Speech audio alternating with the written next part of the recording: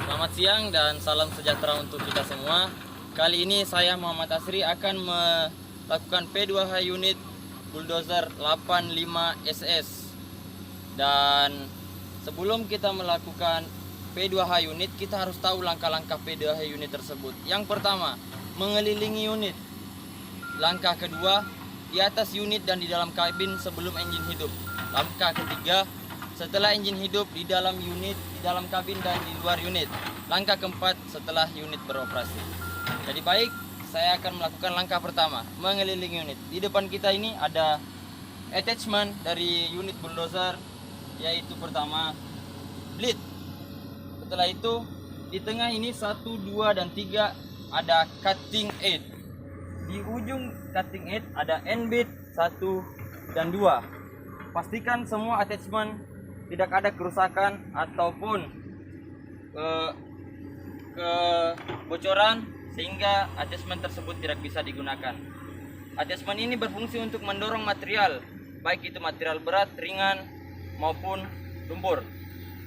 Kedua, kita ke arah kanan unit. Di sini ada arm brace atau lengan bleed 1 dan 2. Di ujung arm brace ada brace dilengkapi dengan pin dan lock pin. Berfungsi sebagai lengan bleed pada saat mendorong material. Pastikan semua arm bleed, brace, pin brace berfungsi dengan baik dan tidak ada kerusakan sedikit pun sehingga unit layak untuk beroperasi. Di sini pastikan tidak ada kekencangan atau kekendoran ataupun pin, lock pin terlepas. Di tengah sana ada center joint, berfungsi sebagai tumpuan dan penyambung frame bleed ke bleed. Di atas ini ada cylinder root, berfungsi untuk menaikkan atau menggerakkan attachment pada saat mendorong. Di sini ada root, berfungsi naik turun, dan di sini ada pin root sebagai penyambung antara silinder root dengan track frame, frame bleed maksud saya. Lalu selanjutnya di sini ada pin arm. Di sini ada lock pin, berfungsi untuk mengunci pin arm. Pastikan semuanya tidak ada kerusakan, kekendoran sehingga unit bisa beroperasi. Di sini ada frame bleed, berfungsi untuk penyambung antara track frame menuju bleed yang sebagai penopang attachment. Di sini dilengkapi dengan pinion yang berfungsi untuk penyambung antara frame bleed dan track frame. Selanjutnya di bagian undercarriage atau penggerak bagian bawah terdapat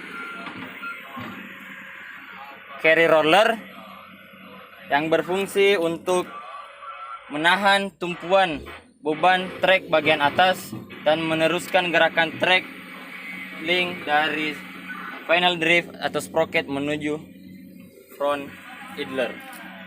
Selanjutnya di sini sebagai tulang punggung ada track frame sebagai tempat tumpuan komponen-komponen undercarriage.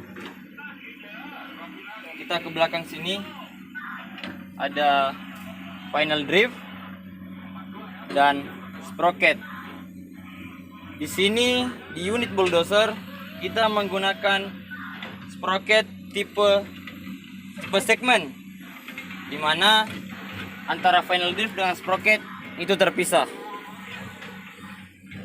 Dan menuju bagian depan yaitu front idler. Front idler berfungsi untuk mengencangkan dan meredam benturan trek bagian depan. Dan warna kuning ini grosser idler, berfungsi sebagai safety idler yang melindungi idler dari kerusakan akibat material-material sehingga menyebabkan kausan. Dan di sini ada pivot shaft berfungsi sebagai penghubung antara trek kanan dan trek kiri, atau undercarriage bagian kanan dan undercarriage bagian kiri. Bukan hanya itu, di sini juga lihat di dalam sana terdapat equalizer bar.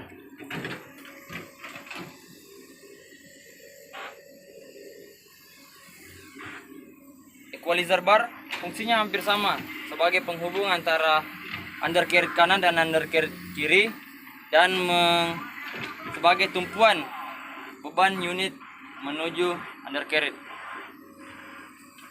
Sini terdapat track roller, lebih tepatnya 8 buah dengan susunan lebih tepatnya 8 buah mulai dari depan sampai belakang. Dan di dalam sini terdapat busing yang terletak di dalam track link.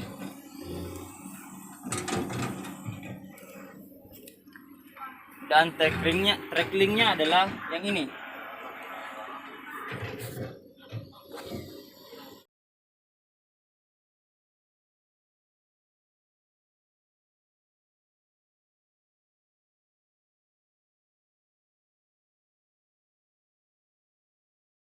Dan track shoe-nya adalah yang ini, atau bisa kita sebut sebagai tapak undercarriage, yang sebagai tumpuan atau penyambung tenaga unit menuju tanah atau material. Selanjutnya kita ke bagian belakang. Semua unit tambang wajib dilengkapi dengan loto, lockout, take out, dan tentu saja emergency stop. Ini sebagai safety unit agar ketika unit terjadi fire crash ataupun hal-hal yang lain, ini akan berfungsi dengan cepat. Di sini terdapat warna kuning dan warna merah. Yang kuning berfungsi untuk mematikan arus listrik atau memutuskan arus listrik dari baterai menuju starting switch. Dan warna merah berfungsi memutuskan arus listrik ke seluruh komponen elektrikal. Di sini ada emergency stop, berfungsi untuk memutuskan atau mematikan engine dari luar unit ketika terjadi fire crash. Pastikan bahwa ini terlepas atau keluar dan tidak ke dalam. Dan tentu saja bukan hanya loto, unit tambang harus dilengkapi dengan APAR, alat pemadam api ringan, atau unit-unit yang lain juga biasa dilengkapi dengan fire suppression, tapi untuk unit kali ini hanya dilengkapi dengan APAR. Pastikan pada saat pengecekan APAR, gig atau jarum penunjuk terdapat di warna hijau.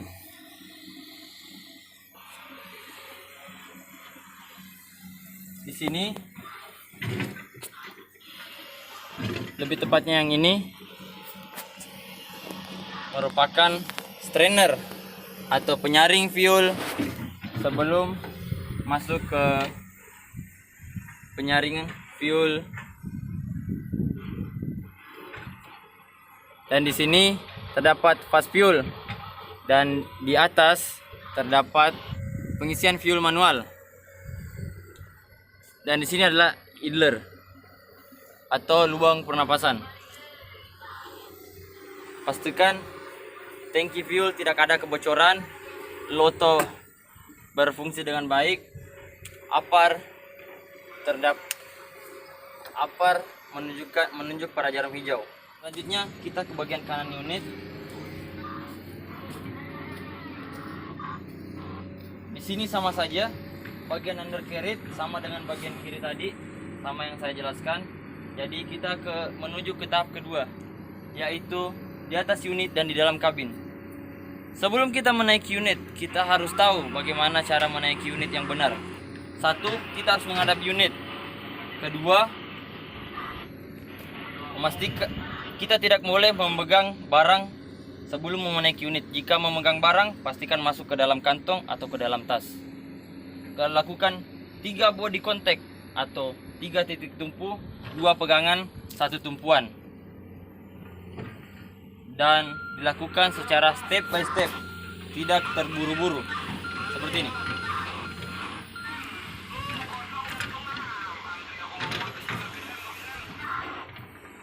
Setelah itu kita melakukan pengecekan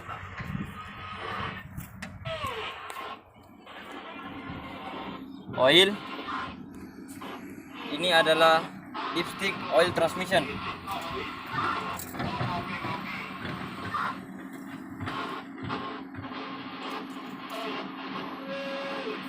Kita lap dulu, baru kita masukkan kembali.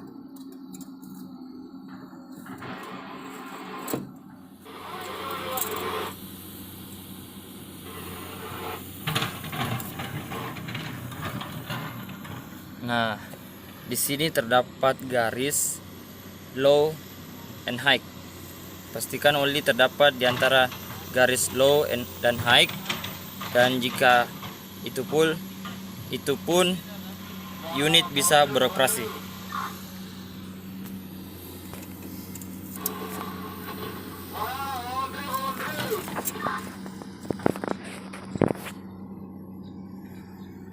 Sini lubang pengisian oil hidrolik, dan di bawah sini glass pengecekan oil hidrolik. Pastikan oil hidrolik terdapat pada bagian high and low di tengah-tengah, berarti unit dapat dioperasikan. Setelah itu di bagian engine depan kanan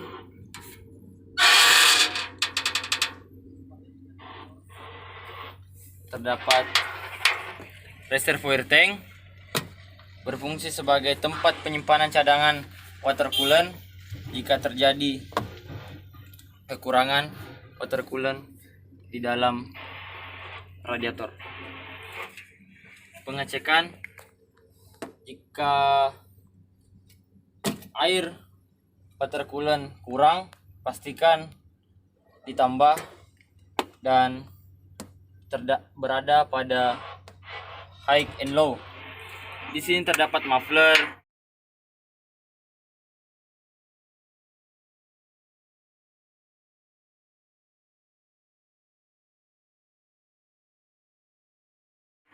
turbocharge,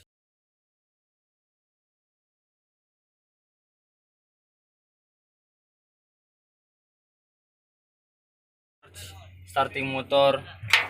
Pastikan semua kabel tidak ada kerusakan, putus maupun terkelupas, sehingga arus listrik tidak konslet. Di sini ada alternator, berfungsi untuk menyalurkan atau penyuplai arus listrik menuju baterai. Pastikan fumble-nya tidak kendor ataupun putus, sehingga suplai arus listrik tidak terputus menuju baterai. Fan, dan di sini ada kondensorasi. Di sini ada muffler, turbocharge, tidak ada kebocoran, dan di sini terdapat dust indicator atau indikator penanda kebuntuan air cleaner.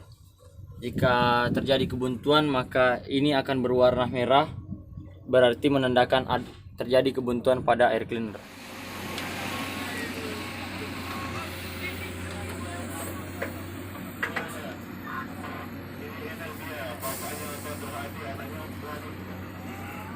Di sini terdapat air cleaner,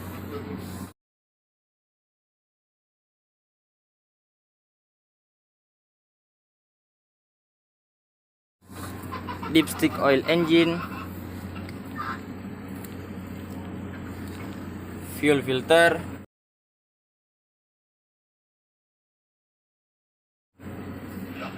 oil filter,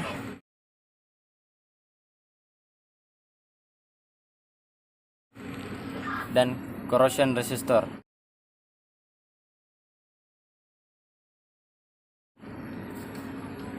dipstick oil engine. Dan di sini juga terdapat water separator yang berfungsi untuk menyaring fuel dengan air. Sekarang cara pengecekan oil engine sama seperti oil transmisi, dilap dan dimasukkan kembali dipsticknya. Lalu lakukan pengecekan. Pastikan oli terdapat di antara low and high sehingga unit itu layak untuk beroperasi.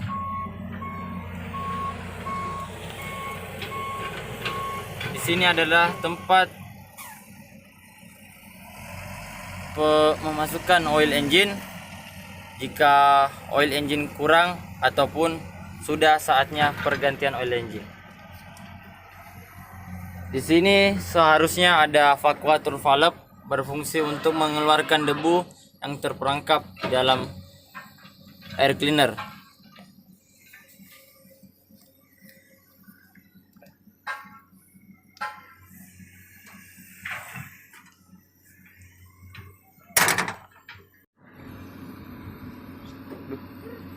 Di sini terdapat pressure valve atau penutup radiator.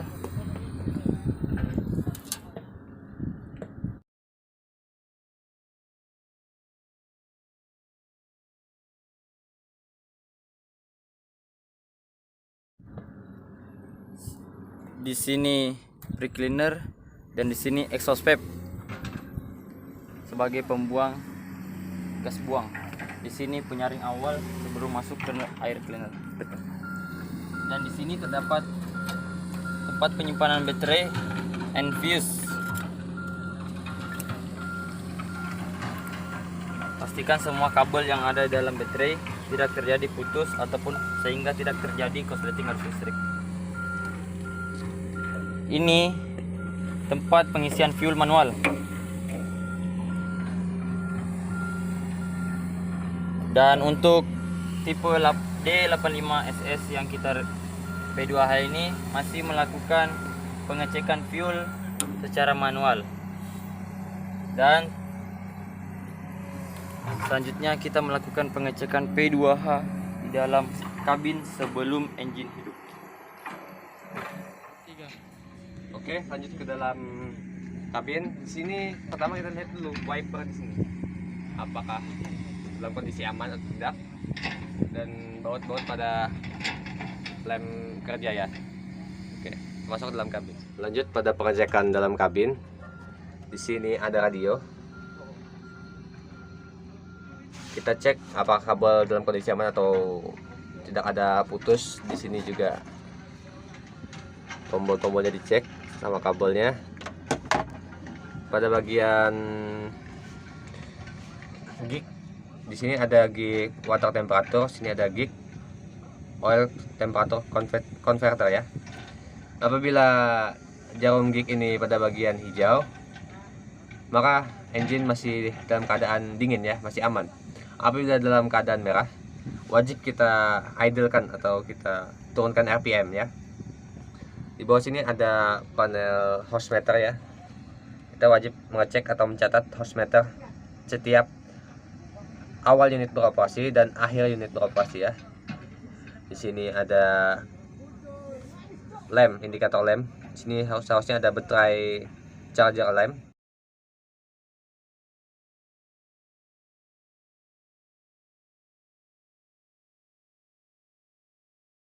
Di sini ada oil pressure lamp.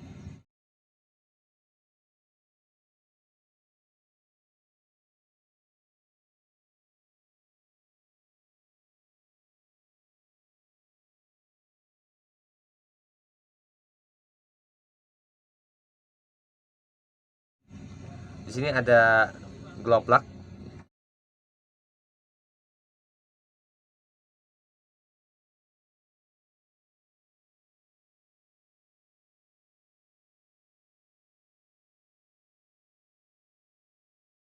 Ada glow plug di sini.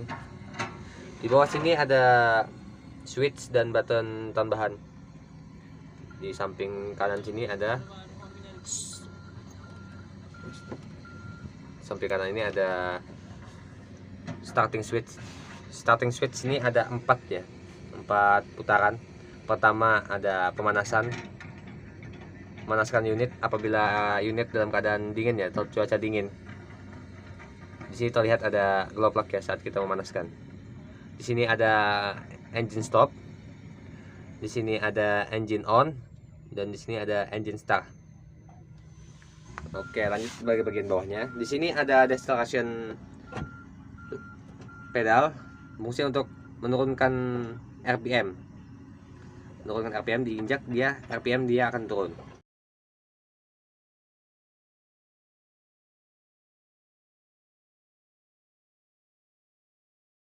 Dan di sini ada brake untuk pengereman unit ya.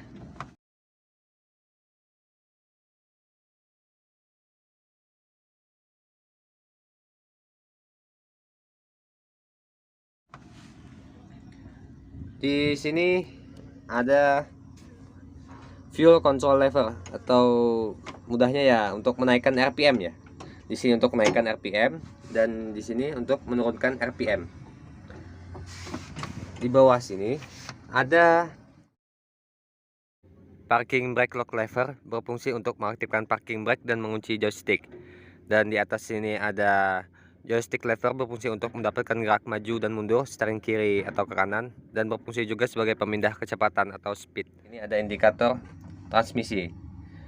Transmisi di D85SS dia hanya memutar lever ini. Di paling kiri 1, tengah 2, kanan 3 ya. Posisi lock ini dalam posisi lock. Apabila kita angkat, dia dalam posisi on atau unit bisa dijalankan ya. Sama dengan di kanan. Ada work equipment lock lever, berfungsi untuk mengunci lever bleed jika posisi lever ke atas itu open dan ke bawah itu lock. Dan di atas ini ada lever attachment depan atau attachment bleed ya. Attachment bleed turun naik aja ini, karena 85 kan hanya bisa lift, nggak bisa tilt. Belakangnya ada lever winch atau ripper, tapi di 85SS kita menggunakan winch. Dan di bawah sini ada pengatur sang, harusnya sang ripper ya, tapi menggunakan D85SS itu. Di sini ada horn atau klakson ya, bisa kita sebut klakson. Lakukan pengecekan pada safety belt ya kan, safety belt. Tarik kencang. Apabila ada sendat atau macet itu sangat bahaya ya, segera laporkan ya. Di sini juga nyambungnya.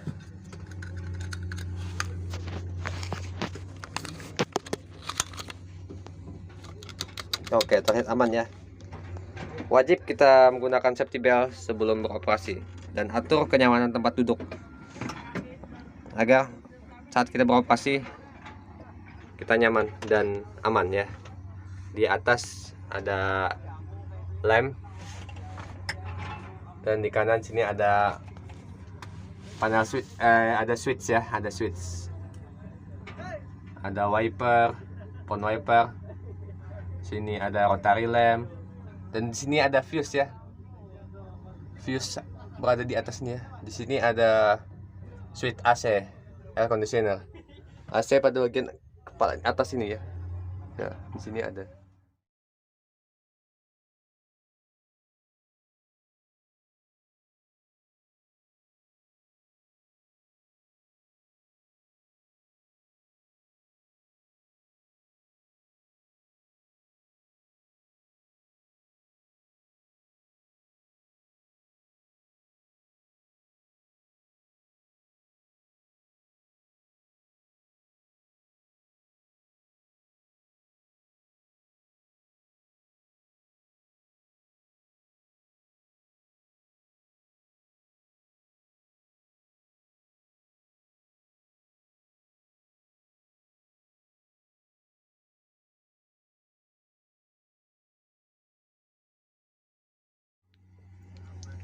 Kita cek apakah semua berfungsi dengan aman, dari bleed, track, dan yang lainnya.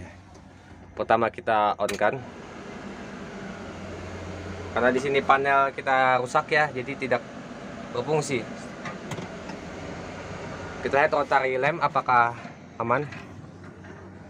Oke, aman saja. Rotary lem juga berfungsi ya. Oke. Saat menghidupkan engine wajib kita klakson 1 kali dan nyalakan engine. Kita buka lock levernya ya, lock lever kanan dan kiri. Kita naikkan RPM. Untuk menaikkan RPM kita tahan pada decelerationnya. Mainkan bleed.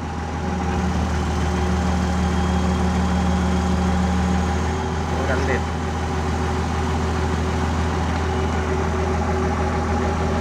Untuk jalan kita wajib naikkan bleed dan coba maju.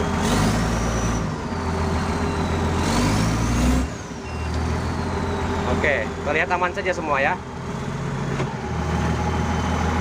Saat ingin maju, wajib kita nyalakan klakson 2 kali dan mundur bunyikan 3 kali. Oke. Untuk mematikan kita lock dulu. Semua attachment turun. Posisi aman. Kita turunkan locknya. RPM kita turunkan. Switchnya kita matikan. Baru kita turunkan RPM-nya. Dan engine pun mati ya. Oke.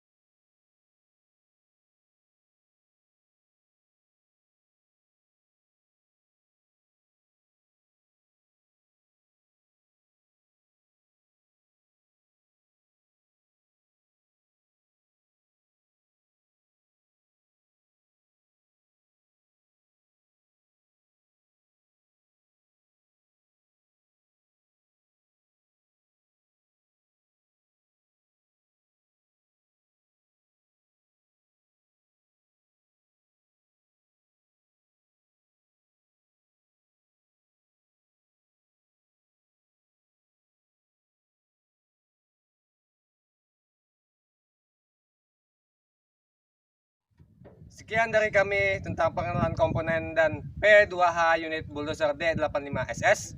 Nama saya Muhammad Rizali Rahman. Nama saya Said Abdul Fatah. Nama saya Muhammad Alpi. Nama saya Muhammad Asri. Dan pelatih kami Roberto Gultom. Salam doser. Ratakan!